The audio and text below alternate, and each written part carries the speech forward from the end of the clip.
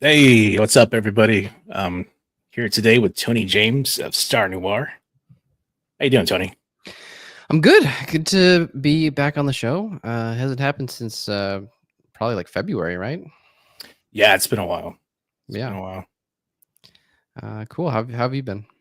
Pretty good. Busy, like we were just talking about, balancing three projects and kind of going back and forth between all of them, on top of being a husband and being an employee for someone else and working a day job. It's it's a Yeah. lot going on. Yeah. Work-life balance. Always tricky. Yeah, yeah. Yeah. So yeah. Um, So, well, yeah. Let's talk about Star Noir. What's cool. going Yeah. on there? Let's do it. I unfortunately have not read issue 2 yet. Oh, you're I've missing got out. it. I've got it packed away. I've also got Nandor Fox's Fables that I haven't read yet, still in the box. Who else? There's someone else I backed and got their book in. Oh yeah, Kate Carter by Ellen Pressey. Cool. Still in the box. Like October was just been. It's a busy month typically for me, and so Yeah, I hear you. looking forward to Yeah, the I mean, slowdown. people really like the second book. Yeah, even more so than the first one. So that's good. It's good. And people have really kind of shown it in the campaign. Things have really been growing since. Oh, I put the link in the private chat. Got it. Let me get that ready. Yeah, just a long 30-day campaign. Now coming down to the final few days. Yeah, we've broke through our first stretch goal, trying to get towards our second stretch goal, which is at like 14. Trying to see if we can. There's a couple of like outstanding factors in the campaign that have yet to be played, so we're trying to Okay. see if we can finish like over 16. There's like I still have like 200 project followers who are not converted yet. Okay. And then there's this other thing that that'll help. But yeah, just trying to get as many readers in before we close up shop here, and we Yeah. go make the book. Nice. Nice. Um, Yeah. I will definitely back it today. cool. But yeah, this is the third book in the series. If you've never seen me before, this is Star Noir. It's about this 1940s detective that teams up with this gray alien to stop a shapeshifter who is killing LAPD officers in Central Station. It's very LA Confidential meets the X Files. Yeah, we did two books in the series so far. People have loved it. We increase our funding goal every single time. And yeah, and now here we are. We're trying to break our next stretch goal at 14K, where everyone gets a digital black and white PDF of all three books that have been in the series so far. Nice. For physical backers, you're already getting a brand new baseball card of one of the other detectives. We do these LAPD baseball cards, which like has one of the LAPD officers, their police badge, and then like character stats on the other side. We had an original set of three, and now this one is like the LA Ray Foster is a traffic detective who's featured in the second book. Nice. And yeah, and these are some of the new pages. Beautiful. Love that. Yeah, it'll make more sense to you, Ben, when you read the second book. What's going on in some of these pages. But uh, yeah, I don't want to spoil too much of what happens in the second one. But yeah, things get crazier for our two lead detectives, our human detective and his alien partner. Some people don't make it, and these are kind of Oh, like the fallout of the second book. gotcha. And then we get to actually meet an interesting celebrity character in the third book, Orson Welles. Awesome. Yeah, he's filming Macbeth, and it's a pretty humorous encounter between our two detectives and Orson Welles. Sort of took our inspiration from this drunken commercial that Orson Welles is pretty viral for, where he was just like drunk the whole time trying to sell a wine. So we based the personality around that. It's a pretty humorous scene. We learned more information about the original murder that the first book opened up with. Nice. Yeah, this is a chase sequence here. It's kind of a two-parter chase sequence that sort of merges together. There's an Allen side, there's an Ellis side, and this is a gangster who actually appears in the bar scene in the first book. He kind of makes a reappearance. Yeah, I love the artwork. Oh yeah, thank you. Yeah, this is more of the kind of later on in the chase sequence. Yeah, now we get to kind of do some fun alien stuff that we really couldn't like lead off with. We get to Right. build to it, and now we get to actually kind of show some of this stuff off. And this is just like one kind of fun moment from the this chase sequence. There's more there's more moments like this. It's just it was tough to pick the 5 pages to Right. go to Kickstarter with. Yeah. Yeah, you And don't then want to give away too much. right, yeah. And then as you see, there more more people are kicking the bucket as the shapeshifter is on the loose and taking out more LAPD officers. So yeah, just rolling right along. This one's the longest book of the series so far. It's 50 pages. Yeah, and we're excited to kind of get it out as fast as possible so we can get on to the next series or the next book rather. Awesome. Well, I love the first issue. I'm sure I'll love the second. Yeah, I get around to reading it. yeah, This for looks sure. great.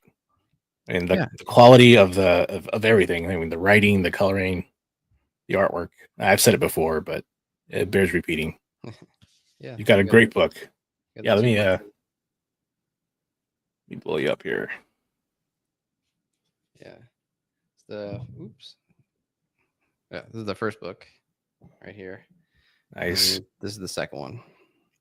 So, perfect bound books, really high quality prints.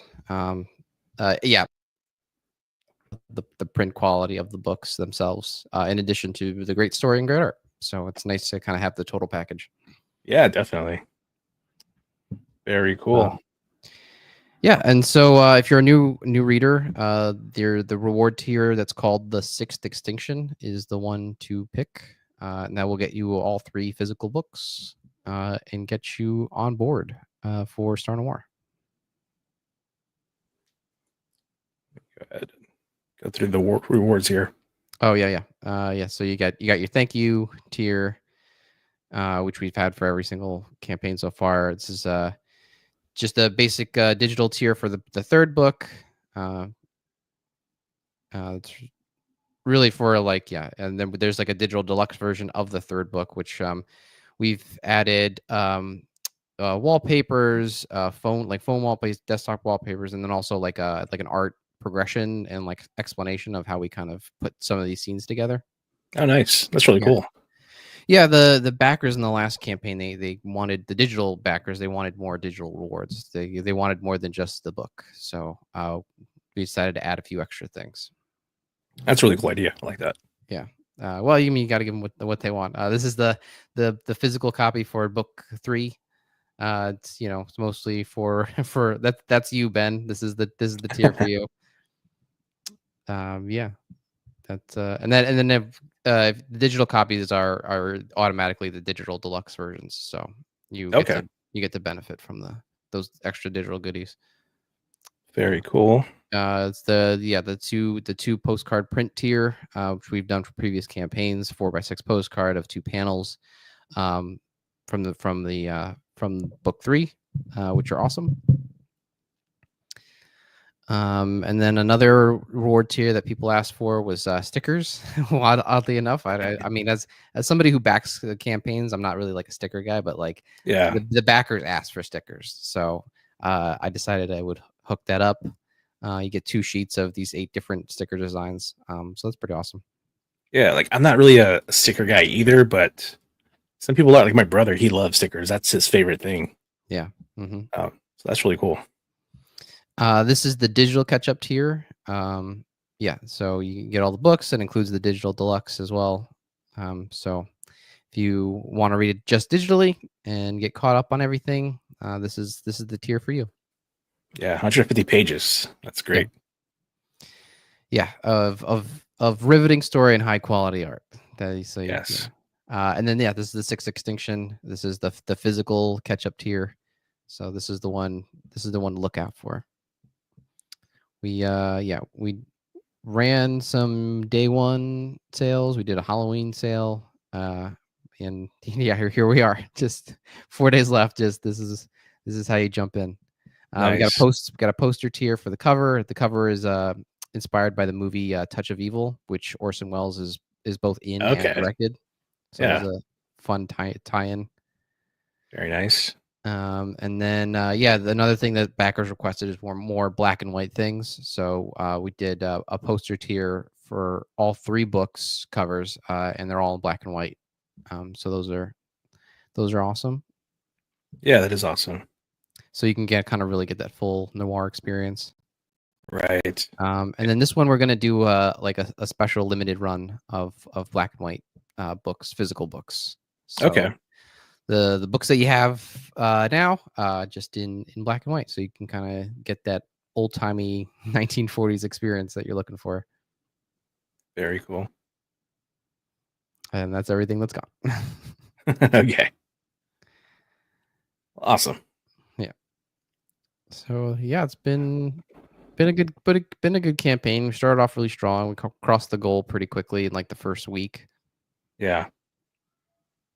Yeah, it's typically when you see the biggest surge, I guess, is that first 3 or 4 days. Yep. Mm-hmm. Then you'll see another little surge right at the end. Yep. And if you've never read Star Noir before, you can always read the first 9 pages. There's a link under the cover. Okay. Right There there. it is. Yep. And that'll take you to a PDF to read the first 9 pages of the first book. So you don't have to take my word for it. You can check it out yourself. Yeah, definitely. Yeah, check it out, people. It's a great book. Yeah, for sure. You should play the video. It's a minute long. Where's that at? There we go. The audio coming through? A little bit. Let's see. Hello again, readers. Last you time got in here? Los Angeles, our ace detective and his eagle rookie set off to find their elusive killer. They confirmed that the mysterious shapeshifter lurks among Alan's fellow officers in Central Station. Alan had a close encounter with one of these strange beings, a real cookie with peepers to die for. He learns the Central detectives are being hunted and digs deeper to find out who killed Perkins. Meanwhile, Perkins' partner, Ray Foster, found himself in the soup, hunted by the very same killer. In our next chapter, the stakes are even higher, as our killer stacks more bodies than an OnlyFans model. Our 2 detectives peel back the layers to this onion, meeting kooky characters like Orson Welles. A collision course is imminent, with more twists and turns than a 10-cent carnival ride. Book 3 is penned by Mr. Tony James, a writer of sorts, a lover of old noir and science fiction. Returning with vigor are his 3 able-bodied artists, aces in their own field, much like our detective. And beat me Daddy 8 to the bar. Take a gander at those rewards. The exclusives are the real cat's meow. Be sure to peruse the add-ons as well. Commemorate your purchase with these additional items. Don't be a fuddy-duddy. Back Star Noir today. It's the only way to defeat the communists. Gotta defeat the communists. Some say we already did. Yes. Yeah, so that's a Star Noir. I feel like over the last month I've spoken about it ad nauseum. I feel like, I don't know, sometimes like I go to conventions and people like, they know, like they see the banner behind me and they go, "Oh, Star Noir, like I've seen this online." So I'm starting to kind of feel like how many more times should I like explain like what Star Noir is? Like I feel like there's always gonna be that one person, yeah, but it's starting to feel like I think a lot of people know what this is at this point. I should be at least be a little more sparse in how I explain the story. Right. Because That's there's so much out there and people have read it already. Yeah. How many conventions have you done with Star Noir? I did. I sort of cheated New York Comic Con. I got like a shared table space. Nice. Yeah, and I also did Brooklyn Comic Con, which was awesome. Did really well there. And yeah, next year, just gonna in the tri-state, New York, New Jersey area, just go find a convention and just go. Nice. Yeah. Let's talk about conventions for a little bit. What works for you and what doesn't? What have you found? Being well, because I'm naturally an introvert and I don't want to do or go anywhere. Same way. But I found that other people who go to conventions are also introverted, and it really helps if you can kind of start the conversation. So many people will stop in front of the table because of the banner. And then they go, and then you have to just go like, "Hey, come, let's talk about this book." Like, you don't have to like stand across the aisle, just looking at Star Noir from afar. Just be friendly and open and just start the conversation, because they are interested. They are genuinely interested. They're just a little too nervous to start the conversation. Right. No, that's a good point. I think a lot of us in this space are the same. We're all introverts, and we want to talk about these things. We want to talk about books. We want to talk about the stuff that we're fans about and excited about. And it is hard to get that conversation started. That's cool. Yeah. I think that's kind of the big thing that I found has helped. You also can't knock having a really good book, something that's like Mhm. very immediately striking. Eye catching. Yeah, people see the alien in the fedora and they want to ask more questions about it. So Yeah. I think having a compelling idea on top of being kind of open and outspoken to get people to come to your table, that also helps. Yeah. So do you have like a huge banner like behind you, or? Yeah, it's the one that's over my shoulder there. It's just blown up and much larger. Okay. Nice. Okay. So yeah, and it's just people love it. Like they stop by and they thumb through it. And I remember one guy, I was just running through my pitch and he was like, he had made his decision already and he told me to stop selling. He's like, you don't have to say anymore. Like I got it. I'm gonna get it. You had me at hello. Yeah. That's awesome. So it's been good so far. We work really hard on the book and it's great that people are enjoying it. Yeah, and it definitely shows. Yeah. All that work and effort you guys are putting into it. Yeah, for sure. We're excited to get the next book. I mean, we're already working on the third book, but it's nice to, we want to kind of get that done as quick as possible. The fourth book, right? No, the third one. We're in the You're still working on the third. Oh, Yeah, okay, gotcha. yeah. Okay. We're in the middle of the third one. Yeah, we prioritized some pages from the third book for the Kickstarter to kind of just show what we're getting into on the third one. I gotcha. Then we'll go quiet again. We'll go make the book, and then before you know it, it's on your doorstep. Nice. Are you planning on doing a second chance campaign once the book's done? Yeah, it's gonna be a little bit weird now because Kickstarter does late pledges, so you feel like there's not a rush to go to the second chance so quickly. But yeah, I think I still will, just because people on Indiegogo, they have like a preference for that platform. Yeah. And some people had messaged me like, "Are you going to come back to Indiegogo?" And it's like, well, yeah, of course. I just it's tough to juggle the same campaign on two different platforms at the same time. So Yeah. the way I've been doing it is like there's like a fall initial campaign, and then like in like February is when we do the second chance on Indiegogo. So it'll be back on Indiegogo before you know it. But for now, trying to get people to jump in onto the Kickstarter. Very cool. Yep. Yeah, for sure. Is there anything else you want to talk about? No, not too much. I mean, go grab the book if you're watching it. Yes. There's not much time left. I don't want you to be left out. There are late pledges, but they do cost a little more. That is on orders of Kickstarter, not myself. Which it makes a lot of sense. I mean, if you have late pledges, then people can get it at any time. But if you kind of go, oh, it costs a little more for a late pledge, then you kind of more incentivized to kind of back it before the timer runs out. Right. So I kind of do that manually on my storefront mode that I'm doing on my comic. Yeah. Where it's like I take away all the extra little perks, like the bookmarks and the stickers and all that fun stuff that I give away during the campaign. And so once it goes to storefront mode, all that stuff's gone, and I add like an extra $1 for shipping. Yeah. I'm glad that Kickstarter implemented late pledge. It seemed weird that Indiegogo was sort of running away with that feature. Yeah. But okay, well, got glad to have Kickstarter 2024 modernized. Right. Yeah. Well, that's cool. Good for them.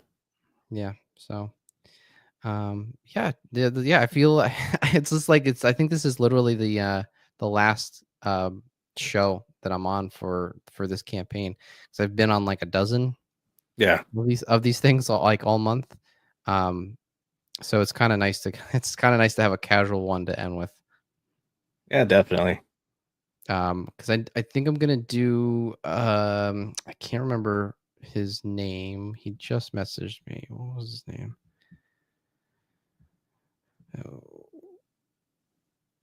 Oh, Dave Brink. Oh yeah, he's a good guy. Yeah, he was. I remember I reached out to him before the campaign was going to go up, and he was like, "Oh, I'm booked up for the entire time you're doing it." So I'll talk to him later in the month when the campaign is in its storefront mode. Nice. So that'll be nice. Yeah. But that's it. It really is just if you're watching this and it's not November 15th, you should definitely go to Kickstarter and grab Star Noir. It's a really great book. Again, it's glowing reviews. Everyone that picks it up, it's worth the time. It's worth the investment. And yeah, just grateful to have more readers. Yeah, it definitely has a great book and great artwork. You can see all the hard work and effort put into it, and the great artistry going into it. Yeah, shout out to my artist Pablo, my colorist Phoenicius, and my letterer Marco. International team, they're incredible. They're just super talented at what they do. And seeing how they like interpret the pages and seeing the little things that they like to add, yeah, it just makes it for a much better experience when you read the book. Yeah. Yeah, let me show it off one more time before we go.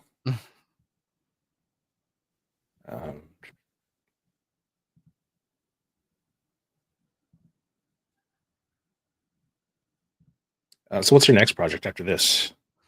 It's a Western. I'm working with this other art team that we're going to work on. And I don't want to spoil too much of what we're going to do. Definitely want to just show it off when it's done. But that one's fun. That one mixes genres in a way that Star Noir does. Can you tell us what genres you're mixing? Well, I'll just say it's one of the genres is a Western. That's all I'll say. Okay. It's not a straightforward Western like you're expecting. There's a second component that I'm withholding intentionally at the moment. Gotcha. But we are gonna do. We're gonna print it in a Silver Age print size, so it's gonna be like a little bigger than your traditional comic. Because we have some ideas how to kind of show off the landscapes of where the Western takes place. Yeah. No, that sounds great. But yeah, so first things first is just get Star Noir. I mean, it is funded, but get it, run out the clock and try to finish strong on the campaign. And then just have a very busy winter working on stuff. Yep. That's the way it goes though for us. It's like we're the creators, but also the marketers, and so we go through these seasons of marketing versus creating. Yeah, the marketing crowdfunding aspect I don't enjoy. It's like sometimes it always feels still like I got to run for re-election. Yes, exactly. I've got all these policies I want to implement, but we'll see what happens after the election. Yeah, it's like you're literally campaigning. Yeah. But I vote for me. Yeah, but we're luckily gonna at the very least make the third book, so I'm at least excited for that. Oh, that's awesome. Yeah, cool. Wish you guys much success, and definitely have you back on again. You're always welcome here, and been my co-host a few times. Yeah, those have been fun. Have you done many shows? Not since then. I think I've done one maybe. I had my brother co-host that one. Oh, cool. But yeah, I haven't done much. I do plan to have Aaron Sparrow on and talk about Kneel Before Doomface, his book. That's a funny title. Yeah, he's got this beautiful Kenneth Rocafort cover. But yeah, I messaged him, so hopefully I'll have him on soon. And if you're available, I'll hit you up about co-hosting. Yeah, I like meeting new creators. Yeah, he's got an interesting past. I think he worked for, was it IDW or Boom? I can't remember which company, and whoever was putting out Darkwing Duck, and I know he was like in charge of. Oh, I think Dark Horse was doing that. Was it Dark Horse? I can't remember who. Yeah, I can't remember who the publisher was, but yeah, I'd love to talk to him about that. And yeah, this time working there. Yeah, sorry, there's a car alarm going off right outside my window. I heard that. I didn't know if that was me or if that was you. There we go. It just comes in and out. It's just kind of like the worst time when you're streaming. Yeah. Well, anyways, man, it's been great having you on and talking Star Noir. Yeah. Yeah. Thanks for having me on. You can find me on Twitter at T/J or Instagram at BananaBat. Just jump in, grab Star Noir. It's a great book. It's a very safe purchase. It's a safe bet. It comes highly recommended by a lot of people who are not me. So there you go. Yeah, there's no bias there. Yeah, I saw you on Julius last night. He recommends it. He's a friend of ours here too, and Bancroft, Michael Bancroft. Yeah, Neff got it as well. Yeah, there's a lot of people showing their support in the community, which is awesome. Nando was there day one. That was nice. Cool. Nice. Yeah, all good people. Yeah, for sure. So, all right, everybody. Well, thanks for watching. Thanks for joining the show. All right, and thank you, Tony, for joining me today. Yeah. All right, everybody. Enjoy the rest of your weekend. See you later. Bye.